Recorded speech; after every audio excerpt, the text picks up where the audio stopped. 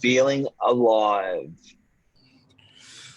in 2000. Good morning, Michael Bergio. Hey, episode 206 of Morning Minutes. Let's get in. Welcome, everyone. Morning Minutes, episode 206 with myself, Michael Bergio, Mark Novak, talking about buying a shitter. Yeah, shitter. You know what? People ask, what do I buy? Should I buy? Buying a really bad property, is it a bad idea? Assuming your suburbs right, what do you reckon? I don't. If the suburbs right, there are no bad properties, and I think when you realise that, God, it will make buying very easy, won't it, Mark? Because you look at people who have bought a property and done nothing with it in 10 years, 20 years, and how much money they've made or the benefits they've got. You're like, wow, is there a bad buy? We've touched on this on an episode before, Mark, going even the worst properties in a suburb still get very similar growth to the bad properties. Like it's, if anything, they've got the better growth. And it's really weird. I was at dinner with a friend on Saturday night, and we were talking about great shit suburbs and shit properties and good properties. Matt, mate of mine's in student accommodation, and so he knows a bit about property. And I go, Matt, give me a suburb. Like, just give me a suburb that's less desirable for you, and give me a suburb that's very desirable for you. Now he's got. I'm not saying they're bad suburbs or good suburbs. He's got his own motivation for what's desirable or less desirable. But he picks suburbs like Blacktown. He picks suburbs like Campbelltown. He picks suburbs like Cabramatta. He picks suburbs like Rose Bay, Manly, Chatswood. And we stuck to suburbs that haven't had a lot of impacted change that have come into them, right? Yep. After going through those suburbs, we looked at so we've got access to a property system called RP data, which gives us historical sales data. So you can look at, for instance, like a 10-year trend on how the suburbs performed. Every suburb has performed on or about 70%. Every suburb had performed between 65 and 70, 75. You know, in that 10-year period, you couldn't go too wrong. Now, when we're saying shitter, we're not saying shit suburbs. Well, maybe we are some shitters. I don't know what you'd regard as a shit suburb in Sydney, but you still can't go wrong. Shit house, old knocked down shitty house, shitty unit. You still can't go wrong. Yeah, the way I look at it, the way I look at it as well is if you just go with the mindset, I'm buying the worst house in this area, I think how easy it will be, because think of how when people go through the buying process, the paint color's not right, I'm not buying that, or the carpet's not right, I'm not buying that, or like they come up with a million reasons not to buy because they're trying to get the perfect property in that suburb. But if you go in there with the mindset of I'm buying the worst one in this suburb, I reckon it would be a lot easier. But and then there's a lot of benefits with buying a property that need work, Mark, especially if it's an investment, tax benefits, it's doing the work. Yeah, good point. Value adding property. Well, where do you honestly, if I don't know how many people in society are on commissions, right? Like yourself, like myself. But if you're on a fixed wage, where can you get the upshot? Obviously, you can work harder at work and you get a promotion, and you maybe will get 5 or 10% more that year than the year before. But property is actually a good one where you can speculate, but it's not heavily speculative like a stock. So, it's property. Buying a shitter is actually not a bad idea because you can actually play with your money. You can play with the property and potentially get some, like you said, some really good tax breaks and potentially get a really nice little drink or upshot. Now, you don't have to sell the property to realize the profit. You can get it revalued and you can buy something else potentially. But yeah, a lot of people have got the shackles on. They can't make more money at work. A shitter is a great idea. Yeah, and when you look at it, the difference between sometimes the best property and the worst property, a lot of it's really cosmetic. So you've got that potential. I really emphasize that value add. And the difference, Mark, when you buy a top property, there's like you're relying on market growth with that property because all the value's already been added. So if the market doesn't go up, then your property doesn't go up. You can't really do anything else to it. But when you're buying the shittest property, you've got market growth and then the value add. So I emphasize that as well. Is a big one. A lot of comments so far. Everyone's loving that. Michelle, thanks for joining. David, Sabine, love the shitters. That's where the money is. Yep.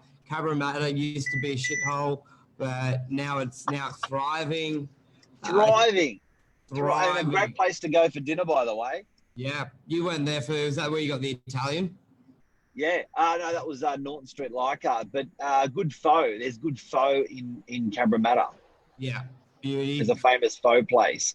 But you know what, Michael, something that you mentioned as well, when you buy a shitter, you're not paying much for the structure and you're buying the land.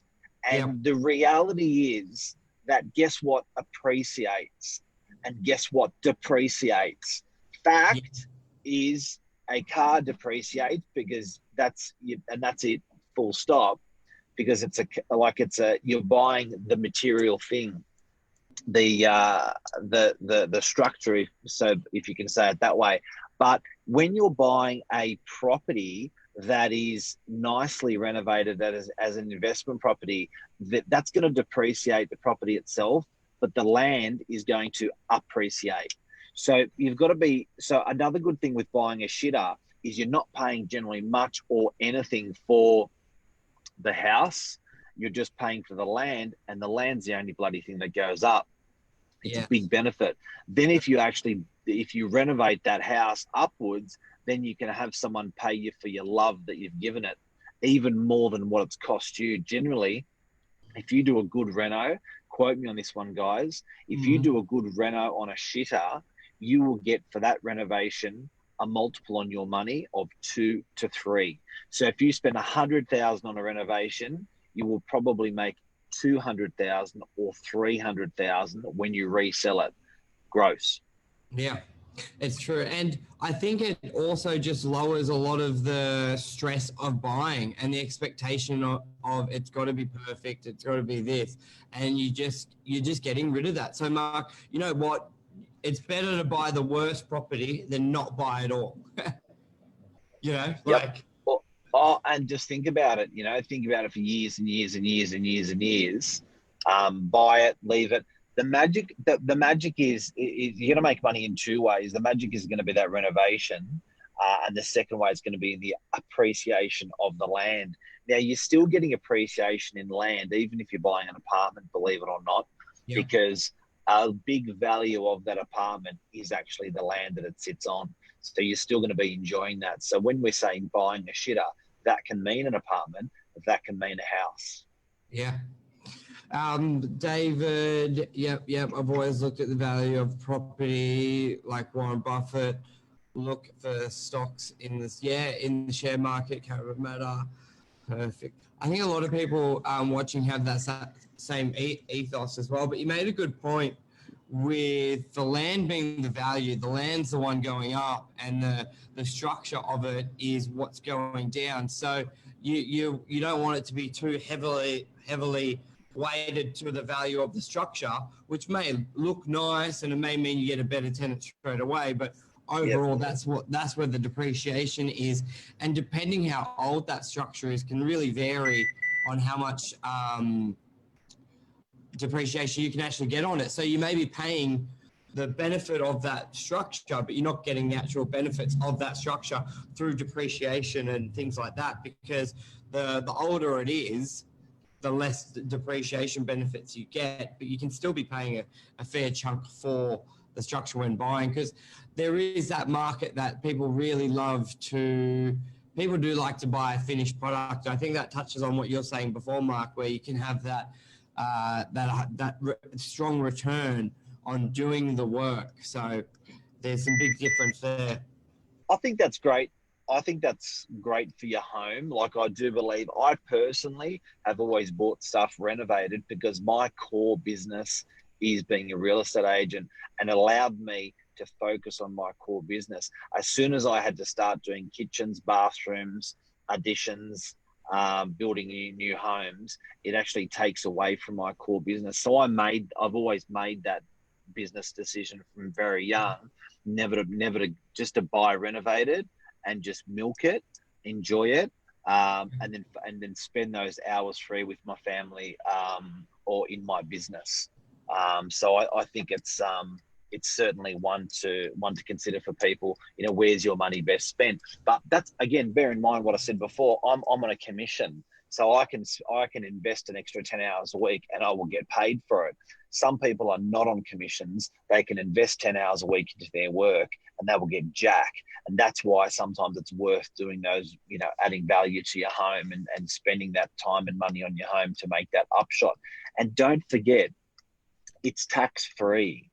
Yeah. So your home that you live in is one of the only investments in this country that you can enjoy zero capital gains tax, providing you live in the property. One property you're allowed to do. Now, I'll just repeat that. People's homes that they live in, if they buy it for 500,000 and they sell it more than a year later, 10 years later, whenever that is, they sell it, and for $1 million, that $500,000 gain is non-taxable. The government does not want to have a lick of it. Now, if you have it as a rental, an investment property, yes, the government wants a lick. But if you live in it for 6 to 12 months, the next 6 years will be capital gains free. Or if you live in it all the time, it's capital gains free. Another good reason to buy a shitter, make a little bit of money, and that bit of money that you're going to make, you're not going to pay tax on. Also, Warren Buffett. Someone just mentioned before Warren Buffett.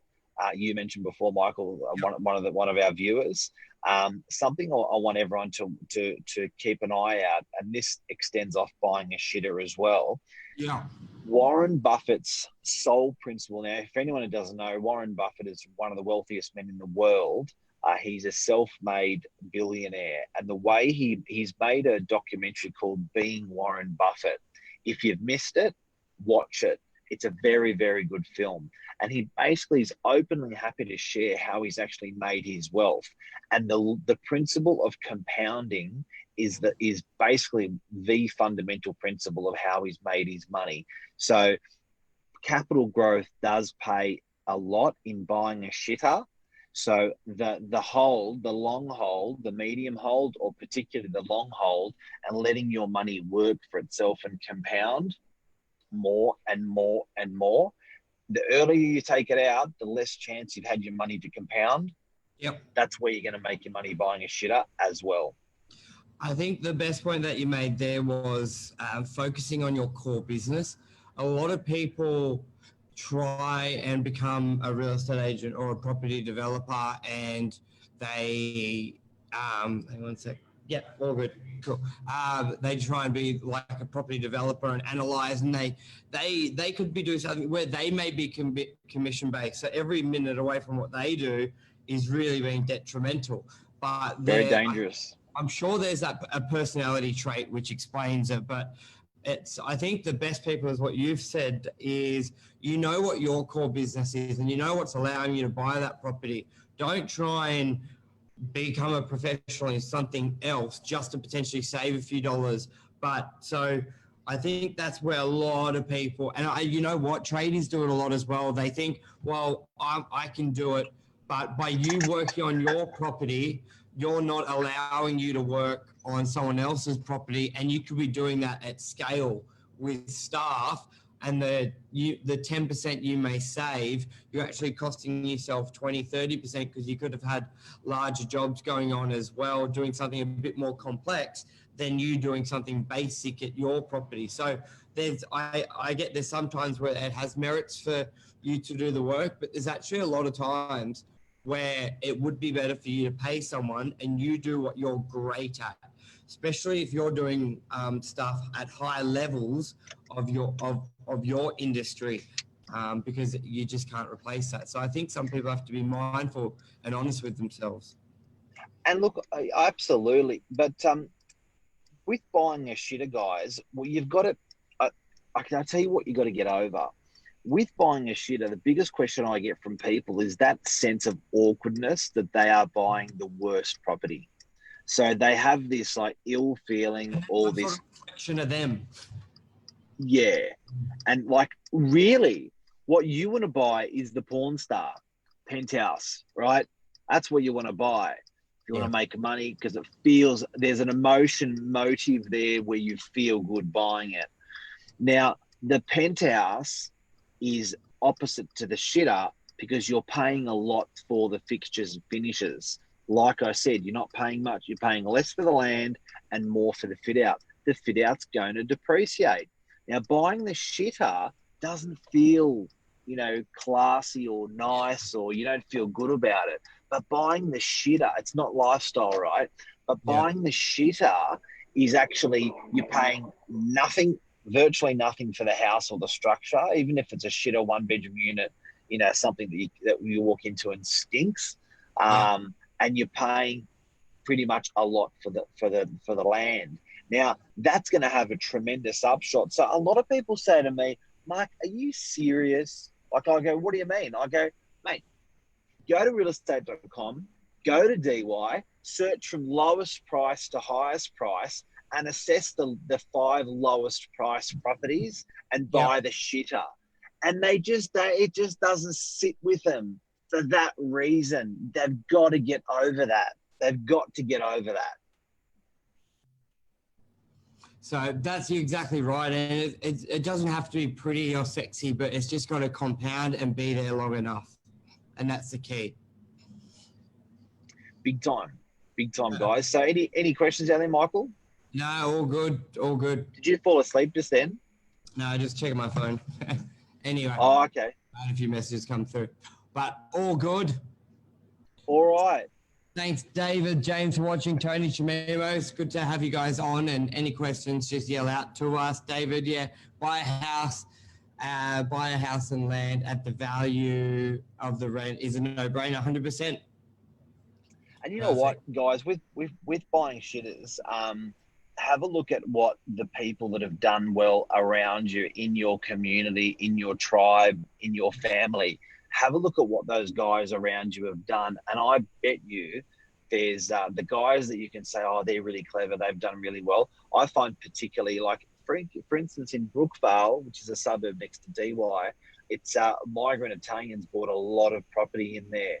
And, Michael, think of the ones that have done particularly well with investing in property, and think of the property class and the style of properties they bought. Yeah. They bought the shitters. Yeah. They bought the shitters. Do you know what I mean? So have a look around, guys. Huh? Bought and held. Actually, that's even more powerful. What you just, that was very, yeah. Exactly. Going back to the Warren Buffett principle, the law of compounding, guys, watch being Warren Buffett, but you're spot on there. They bought the shitter and they compounded the shit out of it. They held it forever and they still own it. It's true. Alrighty, guys. Thank you. Jeff Luby's on. Catherine Scaloccio. Good to have you guys on. Hey, guys. Take care. Hope you enjoyed the show. Thank you. Cheers. Bye. See ya. Cheers. Bye.